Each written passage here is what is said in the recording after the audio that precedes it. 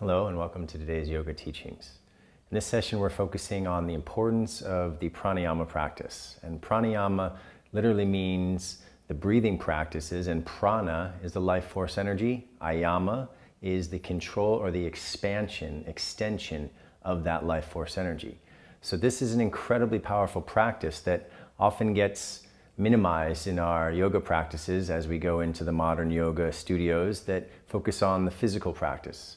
So what I want to impart to you today is the incredible importance of using the breath to balance not only the body, but also the energy, the emotions, and the mind. And this is even more powerful than the physical postures for affecting the emotions and the mind. So if we can bring this conscious breathing into our daily life, it has a tremendous impact at all the levels of our being. Now, when we do this breathing, there are many different styles of pranayama techniques. And we have techniques that can actually give us more energy. We have techniques that can calm us down. And there are different techniques that help to balance. So there's basically a technique for whatever we need. And we start to understand that this is more powerful than the physical postures, although, of course, the physical postures are absolutely necessary. We need a strong, healthy, flexible body. But that's the foundation. To go deeper into the science of yoga really means to go deeper into these breathing practices. So what do these practices do for us? Well, at the energetic level, they help to purify and cleanse, activate, balance our energetic channels known as nadis. And we have what the yogis say, 72,000 nadis within our being. And everything is connected to everything else. And through the breathing, we start to purify, sending the energy, the prana, the life force, because every breath in is a breath of life force. It's not just oxygen. It's actually the prana that animates every cell, every part of this universe is subsisting on this pranic vital force. So with each breath in, we're actually taking in something that helps to sustain us, and it's our connection between the body, the energy, the emotions, and the mind. So the more we breathe long, deep, and slow with conscious awareness of the breath, the healthier we are at all the levels of our being. It's actually very simple. It's just a matter of applying this practice to your life every day. So if you would like to be healthy, if you'd like to be happy, if you want to balance your mind and your emotions and feel better throughout the day, start your morning with 5 minutes, 10 minutes of conscious breathing practices. And you'll see immediately an effect. Really, it only takes just a few minutes and you start to feel like you're either more calm or more energized or more balanced, whatever your goal and intention is for that practice. So as we go through these practices, understand that it's energizing the nadis, the energy channels, but it's also starting to activate what are called the chakras, the energy centers. And these energy centers, of which there are 7 main centers throughout the spine, the central channel, we call it in yoga, and these 7 energy channels are related to every aspect of human experience.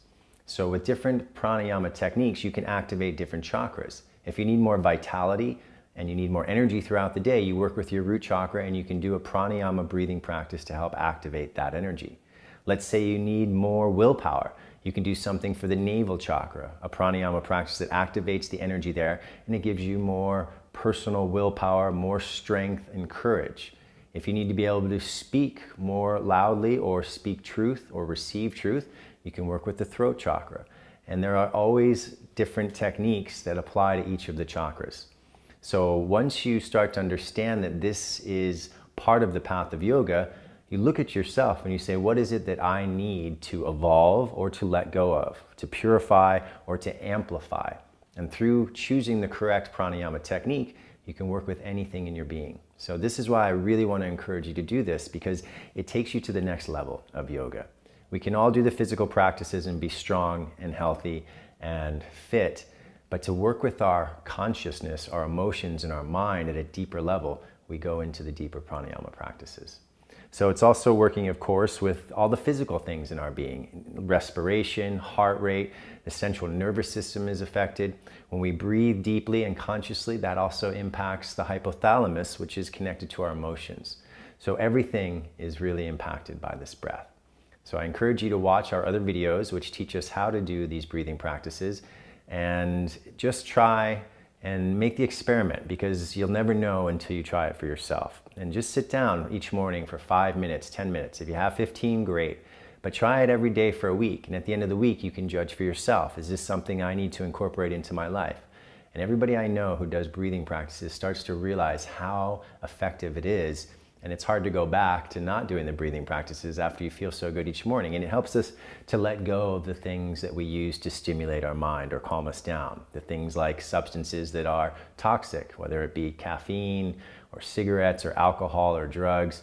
Now we can start to feel good and even like get high just through breath. It doesn't cost anything, there's no hangover. So it's a win-win for everybody involved. And the better you feel in the morning, the better you approach your day. So it's a practice that helps not only you, but everybody in your life. Because as you move into the world from a place of peace and balance, the world around you reflects that back to you, and the people around you are going to appreciate your presence in their life much more. So remember to work with these practices, and I hope that you give it a try. That's all I can do is encourage you. It's up to you to take responsibility for your own health, your happiness, and your well-being. And even more than that, these practices guide us into meditation. Because as we do pranayama for longer and longer, the mind can become more stable until it reaches a place of stillness. And that's really the ultimate goal of yoga, is coming into a place of stillness and finding that inner peace. So this is medicine. It's like therapy for our modern life. It addresses every part of our being, and it helps us to evolve consciously into our highest states of consciousness. And I'd like to share this quote with you about the value of pranayama.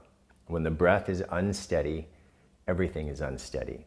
But when the breath is still, all else is still. So one should breathe carefully. Inhalation gives strength in a controlled, purified body, and retention gives steadiness of mind and longevity. Exhalation is totally purifying. So please understand that as we begin to go deeper into the science, we start to focus on the 4 different aspects of the breathing practice. Inhalation, the retention of breath or holding the breath in the lungs after inhalation, then exhalation. And then we have a retention of breath or the holding of the breath with the lungs empty. And what Patanjali, the famous author of the Yoga Sutra, says is that pranayama is really that retention of breath. Because when we slow the breath down or stop it, this helps to stop the movements of the mind.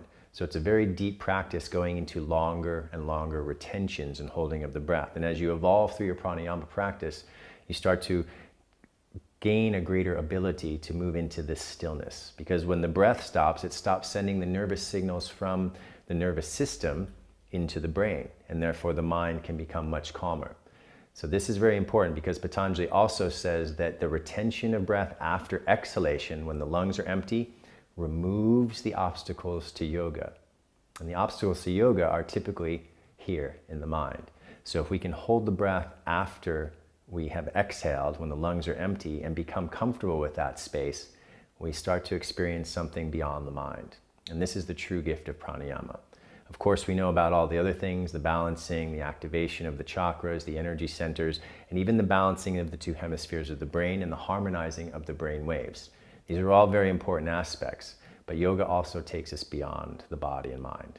And that's the true intention of yoga, is to find that space beyond the mind. So I wish you luck with this practice. Thank you.